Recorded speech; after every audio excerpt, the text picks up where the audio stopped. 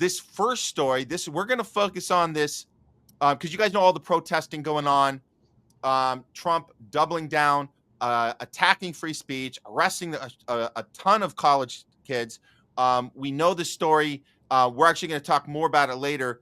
The Mahmoud Khalil story specifically, but I want to look at Colombia because Glenn Greenwald pointed something out here. So let's look at the attack on free speech and the way they framed it on Fox News, and then we'll see the pushback, and then what Glenn Greenwald is his take on this, and then I want to get your take, Jay. So this is first. We'll start with Fox News's spin on what's happening at Columbia University right now. Here we go. Ongoing student protests are now hitting Columbia University's bank account in a very huge way. So let's talk about what led up to this. We know the NYPD made multiple arrests this week when protests erupted at Barnard College, an affiliate of Columbia University. And now Columbia becomes the first to lose its federal funding to the tune of $400 million. Columbia says it's going to try to work with the feds to restore the money, adding in part, quote, "We take Columbia's legal obligations seriously and understand how serious this announcement is and are committed to combating anti-Semitism and ensuring the safety and well-being of our students, faculty, and staff." Students say these are some of the flyers handed out on campus this week, which publicized support for the October 7th Hamas attack or the terror groups behind it. The State Department announcing this week that it's now revoked the visa of a student who has participated in these sorts of protests, and the State Department tells Axios it will use artificial intelligence to remove other visas from those who appear to support Hamas on social media. To say this is a slippery slope is, not going nearly as far. This is a massive issue here. We know it's a free speech issue. We know anybody pushing back and pretending that this is a good thing to use AI to take out more students' visas because what they consider, Jay, they consider this a terrorist organization they're supporting when they're really supporting the rights of humanity of people in Palestine, which has been the message of the protesting the whole time. So Colombia is on a short leash right now, as we can tell from, and I'm going to, Archie, you want to jump in right now on this one, and then I'll get to the Colombia stuff. Go for it. Yeah, they refuse to acknowledge that there's a difference between being pro-Palestinian and being pro-Hamas. And I think that's where a lot of this confusion, is coming from, because, they are defining anyone who supports Palestine as someone who's pro-Hamas. So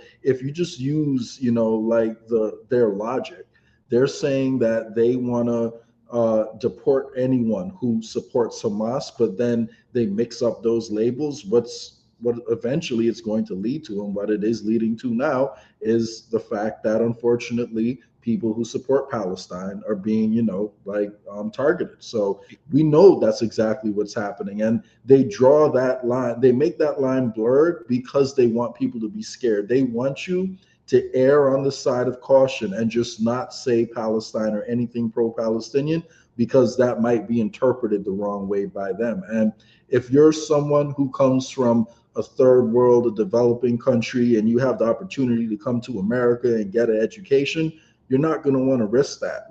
Like in most cases, this is like your future that you're gambling with right now. And especially if your parents have paid money for you to come over here, unfortunately, it probably will silence, I would say, a lot of people on visas from speaking out and speaking their minds. And if we want people to get the experience of being in America, shouldn't they also experience what it's like to have truly free speech? If that's the First Amendment that we have in this country, and we want to give people the right to experience being American, shouldn't that extend to them too? I think it should. 100%. But as long as they're spinning this as in we have to stop the terrorist, and if you are in the street, you're with the terrorist. This is the old George Bush, Cheney crap from early 2000s. We know this. This is, you're either with us or you're with the terrorists. We do everything we do to we got to stop the terrorists. We're gonna smoke them out of the caves. Watch this drive. All that shit. We grew up with that, and we understand that that's all fear mongering, fear porn, and designed to get us afraid. This Islam's coming to take us over, and anything we do to resist the U.S. imperialism, U.S. war machine. And again, it's exactly the same playbook from the Iraq War, the Mhm. illegal what's this, weapons of mass destructions that were never there. We know this playbook, and this I got to point this out. Trump ran against this playbook Mhm. his first term. He got up on that stage and said, Jeb Bush, you're a piece of S, you mother effer. Your family is complicit in war crimes and So did pushing this. Obama. Yeah, and then Obama ran on that too. Now Trump, I'll give him a little credit that he tried a little bit to stick to it a little bit that first term. This time, he's gone 100%. He doesn't give a. He's not even trying. He's not even trying to pretend this time. He's Well, gone full. He's gone full Obama now on us. let's not forget, Obama didn't start with Syria until his second term. Syria and Libya until his second term. So I think that first term, like they gotta keep people, hopeful that maybe they're more peaceful than the last guy. But when that second term kicks in, and you can't run again after that, then they let their true colors show. But that does seem to be the pattern. You think it would be the opposite. You think that like you would want to be a little more kiss assy the first time because you want that second term. You get the second term. Now, what do you have to lose? What the hell do you have to lose, man? Like you're in. So do the right thing. They might want to try and kill you for it. We know the JFK blueprint for you step out of line with Israel, we'll teach you an effing lesson. But hey, isn't that what you signed up for? Wouldn't that be? I mean, you want to talk about legacy? I don't know. That's just me. I was to be like, if you're gonna maneuver in there and figure out a way to get that second term, you avoided all this judicial capture from Biden that came at you from all ends. You survived 2 assassination attempts, all of this maneuvering. You took some Adelson money. Yes, you did your little, Wailing Wall crap, and you did all the stuff you needed to do, but here you are. You're in. There is no third term. Now would be the time to be like, wait a minute. Let's bring up those. We had those tweets we showed earlier in the show of old Trump, where he would be like, going hardcore in the Middle East doesn't make sense. And talking about defending free speech, which you ran on the second term. You ran on defending free speech because Biden was 100% censorship. And you said, no, we're going to go against that.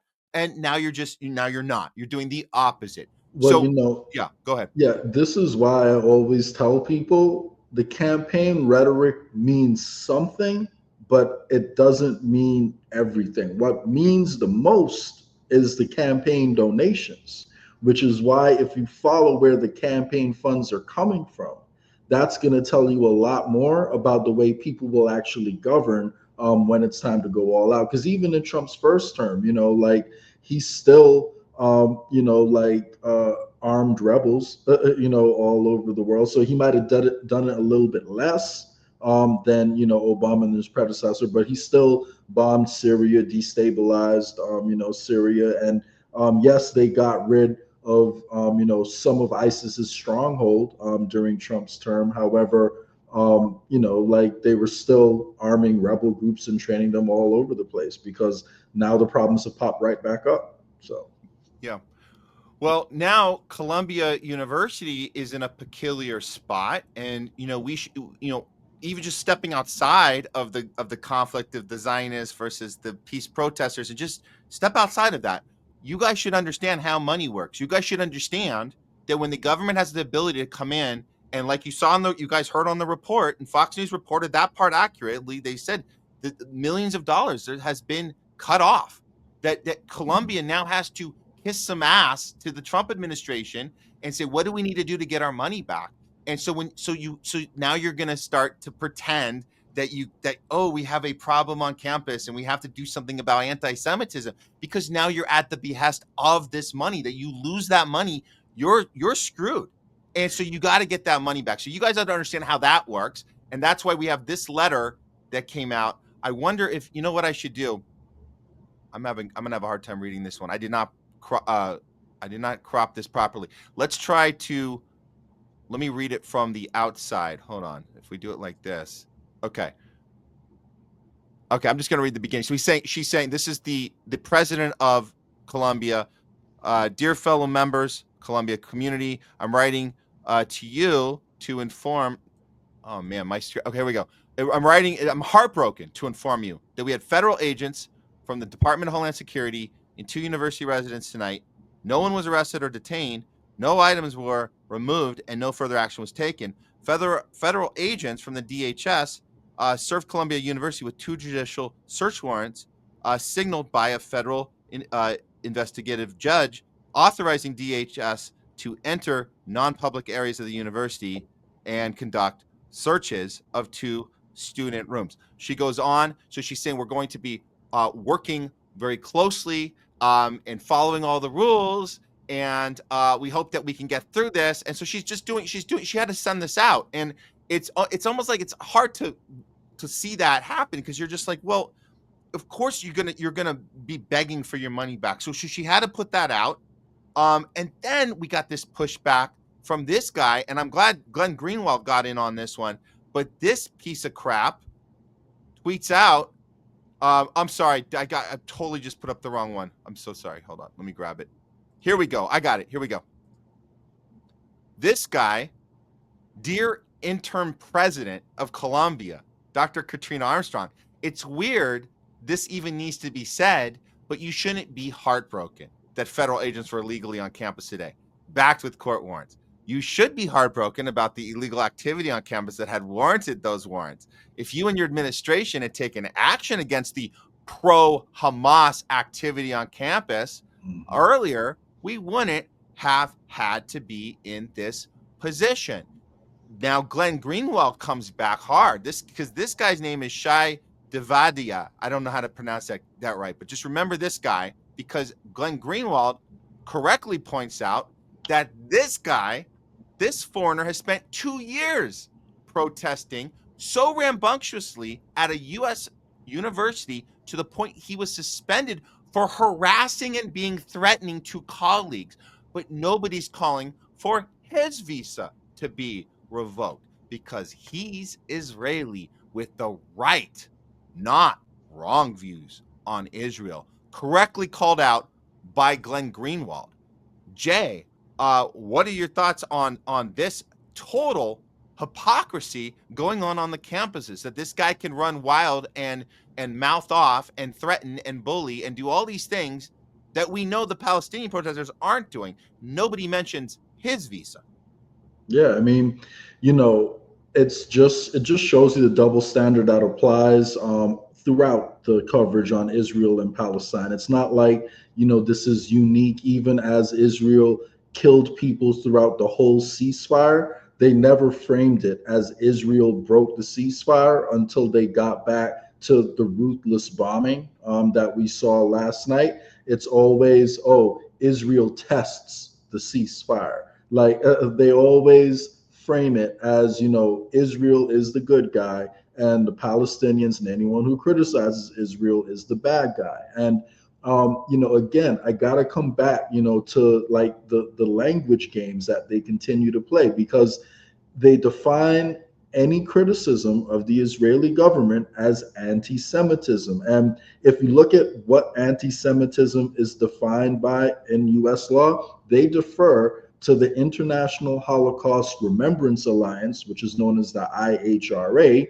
and Israel has a huge position within that organization. So the Israeli government is essentially defining what anti-Semitism is, and then we are then prosecuting people for exercising their free speech if it falls under the Israeli government's definition of anti-Semitism. And of course, they're hiding behind their crimes against humanity by saying if you criticize it, it's anti-Semitism and you're pro-Hamas. So, that's why the language around this situation is so important. But, again, it just goes back to how everything is framed. Even I just really wish that we could get more clips from Israeli media in front of the general US population, because people in America need to see them talking about the Greater Israel Project. People in America need to see them debating whether or not rape is a good tool as a weapon of war against Palestinians, like on TV, because they've debated all this on Israeli TV before. You have people for it and against it, like on this issue. So it's like, you know, it's all about how things are framed in the media, and it's framed to manufacture consent.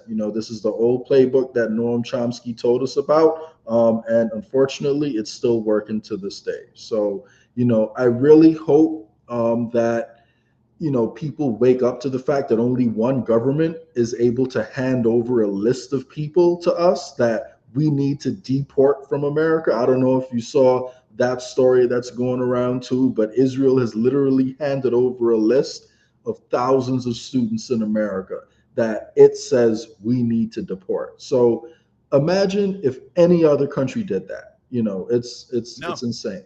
No other country can do that. And the amount of attention and effort that's put into trying to pretend that we have a interference problem from the likes of Russia, from the likes of China, the amount of effort and attention and the news coverage and the constant fear mongering the American people that we have Russian assets and China's trying to take over TikTok and constantly like just bombarding us with this crap. Like, and this is going on. Israel's doing this out loud, right out in the open, showing us that they control every action, every law being passed, every congressman, senator, everybody that's even involved in our political process is financially controlled, is bullied if they push back. It's all out in the open, and yet we don't care about that. That doesn't make sense because they're our greatest ally. They're our greatest ally. So if it's our greatest ally, then that's okay. Well, no, none of this is okay. And if we can't recognize the free speech element here, that is really the thing on display, the free speech, it's the end of our democracy as we know it. We haven't really had a democracy for so many years, but this is like the nail in the coffin. If you're getting lists, like you said, Jay, lists from a foreign country telling you who to take out because we don't like your speech, we don't like what you represent. That's the end of America as we know it. And so that's it. That we're done. We might as well just, stick a fork in us. We're done. That's it. Oh man, but luckily we have people like Glenn Greenwald that will continue to do good coverage on this, and we try to do the best we can on our show, nonpartisan, we're not representing a party or a candidate. We're just saying this is wrong. And even if you disagree for whatever reason, if you disagree with what's going on in the streets for whatever reason, you don't like the Palestinian movement, fine. You still have to recognize that this is an attack on free speech. In fact, this is the most important time for you to recognize that. It's only important to recognize a principle like free speech when you're recognizing it for someone you disagree with. That's the only time that it's actually important. It's not really that important when you're yelling about free speech like we are. Us saying this isn't as powerful because we believe in the movement. It's more powerful when people get loud about something they don't believe in, because the ACLU defended the right for the KKK to get out in the street, and have their own protests. So it's like, how is it, they're allowed to have their protests, however, people aren't allowed to protest against genocide? It makes no sense. Makes no sense.